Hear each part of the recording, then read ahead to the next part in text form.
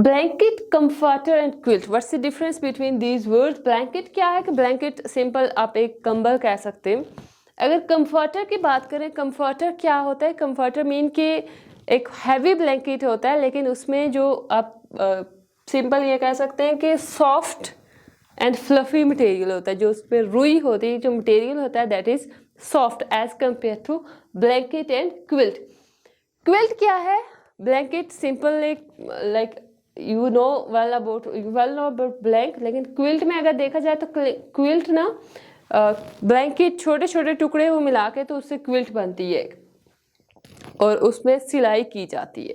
ठीक है, ये डिफरेंस है क्विल्ट में, ब्लैंकेट में एंड कंफर्टर में। ब्लैंकेट सिंपल कंबल होता है, कंफर्टर मीन कि आपके पास ब्लैंकेट ही की वो एक टाइप होती है, लेकिन उसमें जो मटेरियल होता है दैट इज वेरी सॉफ्ट, इस वजह से हम उसको कंफर्टर भी बोलते हैं। क्विल्ट क्या है? क्विल्ट इज रजाई जस्ट सिंपल, और उसमें छोटे छोटे टुकड़ों को मिला के एक बनाई जाती है। And yes, borrow lent loan of. Borrow का मतलब ये है कि आप किसी बंदे से उधार लेते हैं। ठीक है, उधार लेने को बोरो बोलते हैं। लेंड मीन आप किसी को उधार देते हैं, जब आप किसी को उधार देंगे that is called lend. For example, okay, to lend a loan is to give something to a person temporarily। आप किसी बंदे को कोई चीज़ आर्जी तौर पे जब दे रहे हैं तो you can say I lent you money, and to borrow mean कि आप किसी से कोई चीज़ रिसीव कर रहे हैं। अगर मैं किसी से कोई चीज़ रिसीव कर रही हूँ, for example if I need money, तो मैं आपको कहती हूँ कि हाँ आप मुझे पैसे दो कुछ टाइम के लिए, मैं आपको वापस रिटर्न करूँगी। It means that I am borrowing money, मैं पैसे ले रही हूँ, मैं बोरो कर रही हूँ या कोई भी चीज़। लेकिन मैं अगर आपको दे रही हूँ so I am lending something or I am giving you loan। Could I borrow a pencil? क्या मैं आपकी पेंसिल ले सकती हूँ? दिस इज एग्जाम्पल कि आप कैसे इसको सेंटेंसेस में यूज कर सकते हैं। लेकिन अगर आप कहते हैं could you lend me a pencil, इसका मतलब ये है कि क्या आप मुझे पेंसिल दे सकते हैं। अब लैंड देने वाला जो होता है ना उसको कहते हैं कि वो लैंड कर रहा है या वो लोन दे रहा है। लेकिन बोरो क्या है कि अगर मैं ले रही हूँ I will use this word. Okay, Daniel lent और loaned his pencil to Maria. Past form इसकी क्या है? Lent, lent.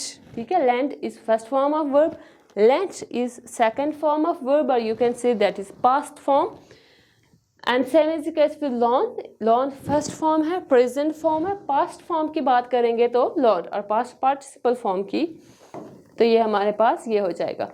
Okay, borrow mean borrow is first form or present form, and the second or third form, or you can say past participle form is borrowed. Maria borrowed a pencil from Daniel. Okay, अगर हम onward move करें, we have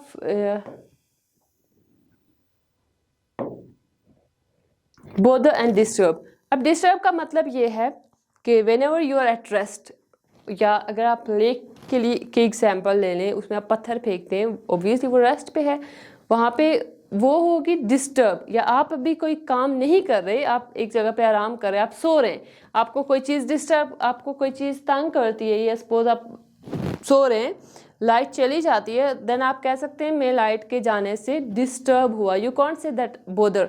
bother कहाँ पे use कर सकते हैं कि जब आप कोई काम कर रहे हो, कोई आपको तब तंग करे, तो आप वहाँ पे उस सेंटेंस में आप वर्ड बोदर लगा सकते हैं। Otherwise you can't use bother. अगर आप सुकून में हैं, यू आर एट रेस्ट, तब आप किसी चीज़ से तंग हो रहे हैं, आप क्या यूज़ करेंगे? Disturb. To bother specifically means to annoy somebody. जैसे हमारे पास सेंटेंसेस हैं, ओके, अब यहाँ पे क्या है? Imagine that you learn that your best friend has committed a violent crime.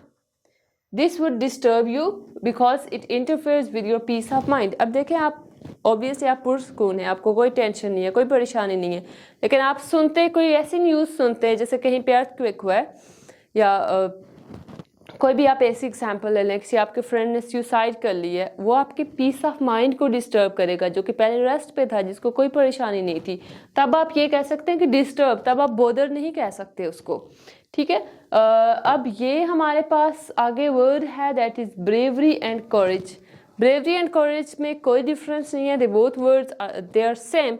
लेकिन आप इनको जब प्लूरल में तो आप नहीं कह सकते दिस आर एडजेक्टिव्स। ये हमारे पास एडजेक्टिव है, and adjectives can't be converted into plural. जब हम इनका यूज़ करते हैं तब आपने देखना है आप यूज़ सही कर रहे हैं या गलत कर रहे हैं। For example he was very brave है तो he was very encouragious, encourage नहीं कह सकते। Encourage as a verb use होता है, जैसे आप कहते हैं कि ही इनकरेज्ड मी, उसने मुझे इनकरेज किया, यहाँ पे encourage as a verb use हो रहा है। Again we have okay, I admire the bravery of fireman. आप यहाँ पे क्या कर रहे हैं, एडमायर, तारीफ आप कर रहे हैं।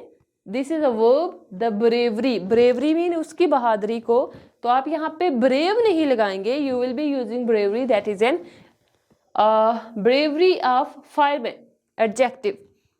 आई admire the courage of fireman, again there is no difference between bravery and courage, लेकिन डिफरेंस क्या है कि आपके पास ये भी एडजेक्टिव है, ये भी एडजेक्टिव, इन दोनों सेंटेंस में कोई डिफरेंस नहीं है। Their brave, bravery is the face of danger in inspiring. यहाँ पे क्या है, देयर ब्रेव, ब्रेवरी। अगर ब्रेवरी की एग्जाम्पल है, आपने अभी क्या देखा है कि this is an adjective. So do you think the two adjectives can come in a sentence? Their encourage, their courage in the face of danger is inspiring. Their courage, उनकी हिम्मत। यहाँ पे अब ये क्या आ रहा है हमारे पास, देयर तो आपने देखा होगा there is a noun, pronoun, pronoun है हमारे पास। प्रोनाउन, दो नाउन एक साथ कभी भी नहीं आ सकते, two pronouns can't come together in a sentence, और उसके साथ जो होगा वो हमारे पास एडजेक्टिव होगा। ये कुछ बेसिक वर्ड्स हैं, so you need to learn all these words. Okay, thank you so much and अल्लाह हाफिज, बाय बाय। 5 वीडियोस हो गई हैं। दो पे हैं तो अभी